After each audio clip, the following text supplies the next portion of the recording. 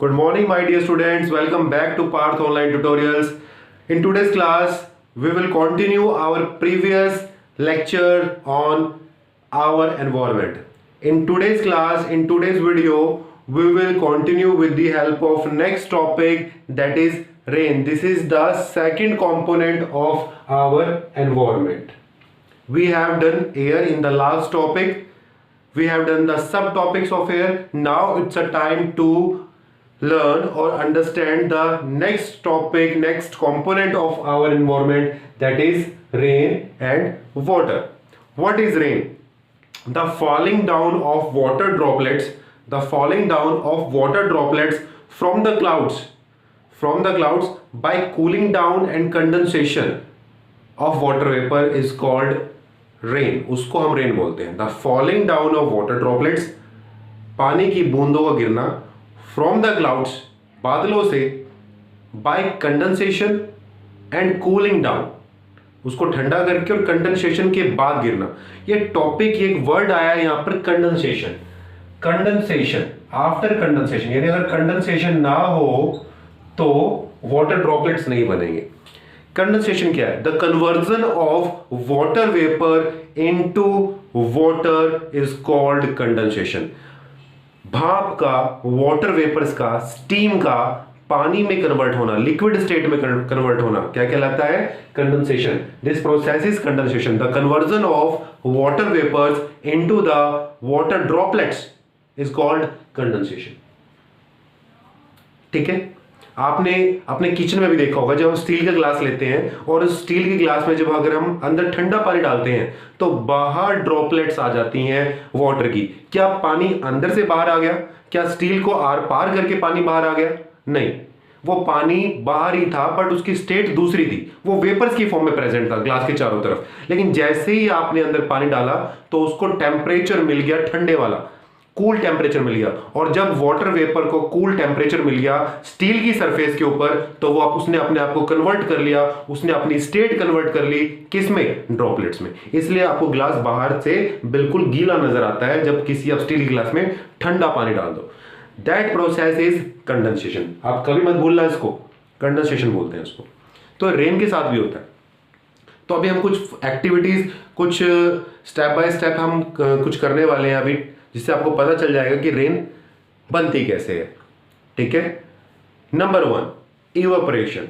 सबसे पहले water vapours बनते हैं. Water vapours formed from the water surface, पानी से ही बनेंगे water vapours. When they evaporate, जब पानी गर्म होगा तो उसके अंदर से वाटर वेपर्स बनेंगे. या ट्रांसपिरेशन होगा. What is transpiration?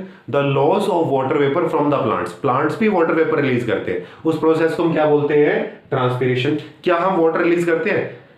यस, हम करते हैं. वाटर वेपर से रिलीज करते हैं फ्रॉम आवर नोज.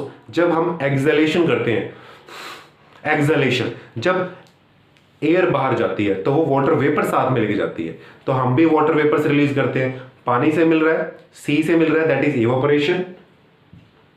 प्लांट से मिलता है, that is transpiration. Humans, animals release करते हैं, दैट इज रेस्पिरेशन. और एक होता है प्रेसिपिटेशन. प्रेसिपिटेशन क्या होता है? हमारी जो स्किन है उससे जो स्वेटिंग होती है, जो पसीना निकलता है, वो भी वाटर वेपर्स में कन्वर्ट होता है और उसको बोलते हैं प्रेसिपिटेशन.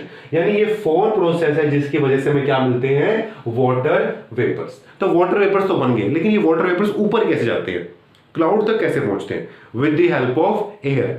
जो एयर है, जो लैंड के पास जो एयर है, जो वाटर सरफेसेस के पास एयर है, वो भी गर्म हो जाती हैं ड्यू टू सन. सिर्फ पानी ही गर्म नहीं होगा, एयर भी गर्म होगी. And as the air heats up it will rises. वो क्या होगा? वो ऊपर की तरफ उठेगी. Whenever the air rises, ये याद रखना बच्चों, whenever the air rises it expands. क्या हो जाएगी? expand. जैसे ऊपर की तरफ उठेगी तो वो expand हो जाएगी, फैल जाएगी. और एक आज आपको मैं पॉइंट बता रहा हूं, ये कभी मत भूलना पूरी लाइफ में कभी मत भूलना. Expansion always causes cooling. Expansion always causes, कभी मत भूलना बेटा, cooling. Never forget. Expansion always, जब भी एक्सपेंशन होगी तो कूलिंग होगी, चाहे गैसेस की हो या लिक्विड्स की. जब भी वो एक्सपैंड करेंगे, कूल करेंगे. कूल हो जाए, ठंडे हो जाएंगे। आपने देखा भी होगा कि जब आप एयर को, अपने होठ को जब स्पेस कम कर लेते हो और जब एयर ब्लो करते हो तो एयर ठंडी हो जाती है, और जब एयर को ऐसे ब्लो करते हो सिंपल तो एयर गर्म आती है, और जब ऐसे ब्लो करते हो तो एयर ठंडी हो जाती है। क्यों? क्योंकि आपने एयर को एक्सपैंड करवा दिया अपने लिप से, और एक्सपेंशन ऑलवेज कॉजेज कूलिंग। तो जब भी एयर, वो हॉट एयर एक्सपैंड होगी, राइजेस होगी, एक्सपैंड होगी, तो अपने साथ वाटर वेपर्स को भी ऊपर ले जाएगी, और जब एक्सपैंड होगी तो ठंडी हो जाएगी, और जो उसके अंदर जो वाटर वेपर्स हैं वो भी कूल हो जाएंगे। एयर तो खुद से खुद भी कूल हो रही है, और जो उसके अंदर प्रेजेंट वाटर वेपर्स हैं उसको भी कूल कर रही है। और जब भी वाटर वेपर्स कूल होंगे तो वो अपनी स्टेट चेंज कर लेंगे, वाटर वेपर्स किस में कन्वर्ट हो जाएंगे? ड्रॉपलेट्स में, और उस प्रोसेस को हम क्या बोलते हैं? कंडेंसेशन, और कंडेंसेशन हो जाएगी। ऐसे कई सारे छोटे छोटे टाइनी ड्रॉपलेट्स ऊपर इकट्ठा हो जाएंगे, और वो आपको दिखते भी हैं इन द फॉर्म ऑफ क्लाउड्स। जो क्लाउड्स होते हैं वो क्या होते हैं? वो टाइनी ड्रॉपलेट्स होते हैं जो वहां पर प्रेजेंट है। धीरे धीरे फिर ये टाइनी ड्रॉपलेट्स बड़े होते रहते हैं, बिग होते रहते हैं, बड़े बड़े होते रहते हैं, और जब ये बड़े हो जाते हैं तो आपस में टकराना शुरू हो जाते हैं, collide, they collide each other. और जब ये ड्रॉपलेट्स आपस में टकराते हैं तो in the form of rains ये प्रेसिपिटेट, टूट जाते हैं और वो आपके ऊपर गिरते हैं, जिसको आप रेन बोलते हो। एक पॉइंट है यहां पर, dust at as a nucleus. ये क्या बोलता है कि वाटर वेपर अपनी स्टेट तो चेंज कर लेगा, वाटर वेपर कन्वर्ट हो जाएगा वाटर ड्रॉपलेट्स में कंडेंसेशन के थ्रू, लेकिन उसको कोई प्लेटफॉर्म चाहिए। अगर आपका ग्लास की बात करें, स्टील का ग्लास आपने लिया था, आपने पानी डाला, सिर्फ वही वाटर वेपर्स क्यों वाटर ड्रॉपलेट में कन्वर्ट हुए जो ग्लास के आसपास थे, जो ग्लास से दूर थे। फॉर एग्जांपल ये ग्लास है, इस ग्लास से जो दूर है वो नहीं हुए, क्योंकि उनको प्लेटफॉर्म नहीं मिला अपनी स्टेट को कन्वर्ट करने का। प्लेटफॉर्म क्या है? स्टील का ग्लास। तो ऊपर हवा में क्या प्लेटफॉर्म है? क्या ऊपर भी कोई स्टील का ग्लास है जिसमें वो अपने को कन्वर्ट कर लेते हैं? नो, ऊपर क्या प्रेजेंट है? डस्ट। और डस्ट के न्यूक्लियस की तरह एक्ट करता है, प्लेटफॉर्म की तरह एक्ट करता है, जिसके ऊपर ड्रॉपलेट्स बन जाते हैं। अगर डस्ट नहीं होगी तो ड्रॉपलेट्स भी नहीं बनेंगे, क्योंकि कोई ना कोई प्लेटफॉर्म चाहिए। So these are the methods of formation of rain. Rain के बनने को लिए ये प्रोसेस चाहिए। फिर से वही प्रोसेस स्टार्ट हो जाएगी, वाटर वेपर्स बनेंगे, और ये साइकिल चलती रहती है। इसको वाटर साइकिल भी बोलते हैं। क्या बोलते हैं? Water cycle. जो बायोजियोकेमिकल साइकिल की पहली साइकिल है, वो आपने कर भी ली इस तरह से।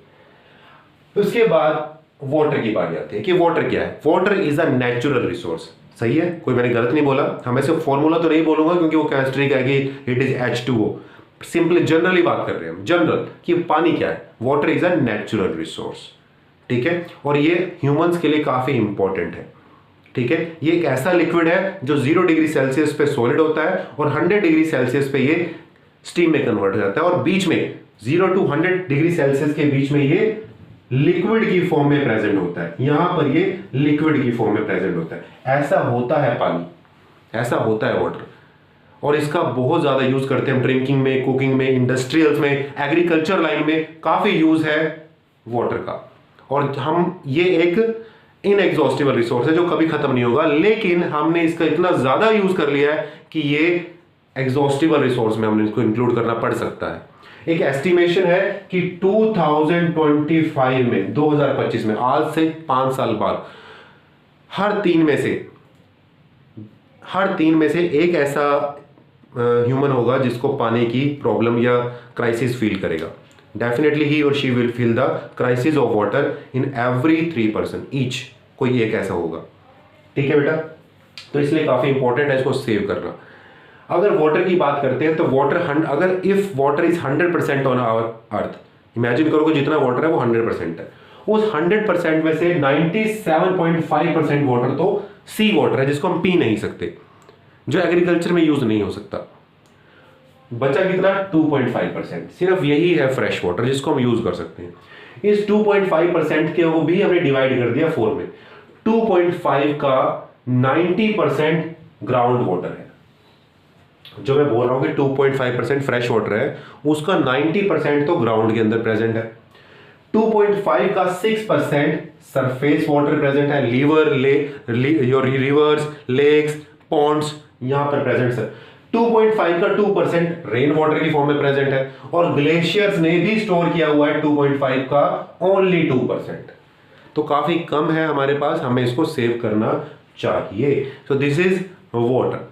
वाटर पोल्यूशन की अगर हम बात करें, नेक्स्ट टॉपिक हमारा वाटर पोल्यूशन का है। Any undesirable change in the physical, chemical, biological properties of water that causes discomfort in the living organism called water pollution. उसको हम क्या बोलेंगे? Water pollution. डेफिनेशन बिल्कुल सेम है एयर पोल्यूशन से, सिर्फ आपने एयर या वाटर यूज करना है। Any undesirable change in the physical, chemical, biological properties of water that causes discomfort in the living organism is called water pollution। याद करना बिल्कुल इजी है। क्यों होता है water pollution? Water pollution sewage waste की वजह से होता है, जो हमारे घरों से निकलता है। Sewage, industrial waste, pesticides, fertilisers, oil spills, जो रिफाइनरी से ऑयल रिलीज होता है, उनकी वजह से एयर पोल्यूशन होता है, सॉरी वाटर पोल्यूशन होता है। ठीक है। How can we control the water pollution? हम कैसे बचा सकते हैं? फर्स्ट ऑफ ऑल हमें एसटीपी और ईटीपी लगाने चाहिए। एसटीपी क्या होता है? Sewage treatment plant. ETP effluent treatment plant. Effluent क्या होते हैं? आपके इंडस्ट्रियल वेस्ट। यानी हमें ये ट्रीटमेंट प्लांट्स लगाने चाहिए जो वाटर को पहले ट्रीट करें, उसके बाद हम उसको ओपन डंपिंग करें। उसको ग्रीन बेल्ट में यूज कर सकते हैं, हम इन वाटर का यूज कर सकते हैं, यूज करते भी हैं। दिल्ली के अंदर एसटीपी प्लांट्स बहुत ज्यादा है। एसटीपी से ही वो फ्रेश वाटर बना लेते हैं। सीवेज वेस्ट जो आता है वो ग्राउंड वाटर यूज नहीं करते हम पब्लिक को पानी पिलाने के लिए, सीवेज वाटर का यूज करते हैं। लेकिन वो इतना ज्यादा उसको ऐसे से प्रोसेस यूज करते हैं कि वो बिल्कुल एक्यूरेट वाटर के अंदर, यानी ऐसा वाटर जिसको हम पी सकते हैं, उसमें कन्वर्ट कर देते हैं, एक आइडल वाटर के अंदर, ड्रिंकिंग वाटर में। ठीक है, तो इन मेथड्स का हम यूज कर सकते हैं। सो this is all of water pollution, या वाटर के बारे में, रेन के बारे में। ज्यादा बिग टॉपिक नहीं है जितना आपका एयर था, ये थोड़ा स्मॉल टॉपिक है। इसके बाद आपका टॉपिक स्टार्ट होता है soil. What is soil? What is soil? Soil की अगर हम बात करें तो फर्स्ट ऑफ ऑल प्लेनेट की डिस्कस करते हैं, हमारे अर्थ प्लेनेट की। Earth planet has 3 distinct region, 3 region है अर्थ में। The inner most core, then mantle, and the top most is crust. ठीक है, crust, mantle and the inner most is core. ये आपके एसएसटी में आपने पढ़ा होगा, क्योंकि अर्थ है जो अर्थ प्लेनेट के ऊपर 3 मेन रीजन होते हैं। Inner most that is core, middle में मेंटल, और आउटर मोस्ट होता है क्रस्ट। अगर सोइल की बात करते हैं, the top surface of the top most surface of crust that contains minerals and some organic matters and that are capable to support living organism or living things, you can say that layer is soil। उस layer को हम क्या बोलेंगे? Soil. एक ऐसी layer जो crust की सबसे टॉप पे प्रेजेंट हो, जिसके अंदर ऑर्गेनिक और कुछ मिनरल्स प्रेजेंट हो, और वो इतनी कैपेबल हो कि वो सपोर्ट करती हो लिविंग ऑर्गेनिजम्स को। ठीक है, लाइफ को सपोर्ट करती हो, जिंदगी को सपोर्ट करती हो, तो ऐसी लेयर्स को हम क्या बोलेंगे? सोयल। ठीक है, जो टॉप सरफेस ऑफ क्रस्ट की बात कर रहा हूं, उसमें मैंने सी को इंक्लूड नहीं किया और लेक को भी, रिवर्स को इंक्लूड नहीं किया। That is directly expose to air, जो एयर के डायरेक्टली एक्सपोज में होती है, और वो लैंड होती है, जमीन, लैंड। ठीक है, तो उस टॉप लेयर को हम सोयल बोलते हैं। तो हम कॉम्पोजिशन की बात करते हैं कि सोयल के अंदर क्या क्या प्रेजेंट होता है। Mainly 4 things present in the soil. Number 1, mineral. If soil is 100%, then 45% part is of minerals like zinc, carbon, magnesium, phosphorus. These are the main minerals present in the soil. Out of 100%, 5% part is of organic substances. कुछ organic molecules present होते हैं, organic substances present है soil के अंदर, जो support करते हैं life को। ठीक है, next है 25% portion is of water. Water present है 25%। 100% soil के अंदर कितना water होता है? 25%।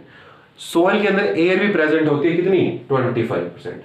25 प्लस 25 50, 40 प्लस 5 50, 50 प्लस 50 इज 100%, तो हो गया 100%। और वहां पर प्रेजेंट होते हैं living things, living organism soil. So this is the composition of soil.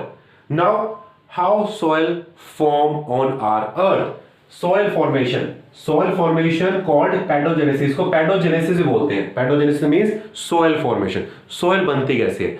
There are main 3 factors that behind the formation of soil, physical factor, chemical factor and some biological factor. हम जो करने वाले हैं, हम physical factor करने वाले हैं, chemical और बायोलॉजिकल नहीं है हमारे सिलेबस में, ठीक है।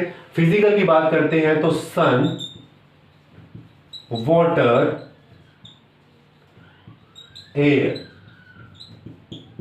these 3 physical factor develops the soil on our earth. How? सन क्या करते हैं, पहले तो हमें पता होना चाहिए कि सोयल बनती कहां से, जो मिनरल मैटर है, जो ऑर्गेनिक मैटर है, ये आते कहां से, रॉक से। कहां से? रॉक से, माउंटेन से। हाउ? सन क्या करता है, रॉक्स को हीट अप करता है, और हर किसी मटेरियल का जो हीटिंग का रेट है वो डिफरेंट होता है, डिफरेंशियल हीटिंग होती है, तो यहां पर भी डिफरेंट रहेगा।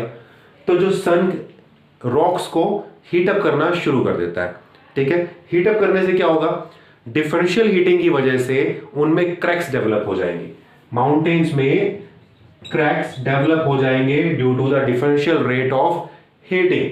क्रैक्स डेवलप होने से क्या होगा कि जब रेन होगी, जब बारिश होगी, तो उन क्रैक्स के अंदर पानी भर जाएगा, ठीक है। क्रैक्स के अंदर पानी डेवलप हो गया, पानी उसके अंदर फिल हो गया। अब जब विंटर आती है तो वो ही वाटर जो क्रैक्स में फिल हो गया था वो जम जाता है, इट विल फ्रीज, वो जम जाएगा, इट विल फ्रीज। उससे क्या होगा, फ्रीज होने से वो क्रैक्स और ज्यादा बड़ा हो जाएगा, द क्रैक्स विल वाइडन, बड़ा हो जाएगा, क्रैक्स बड़ा हो जाएगा।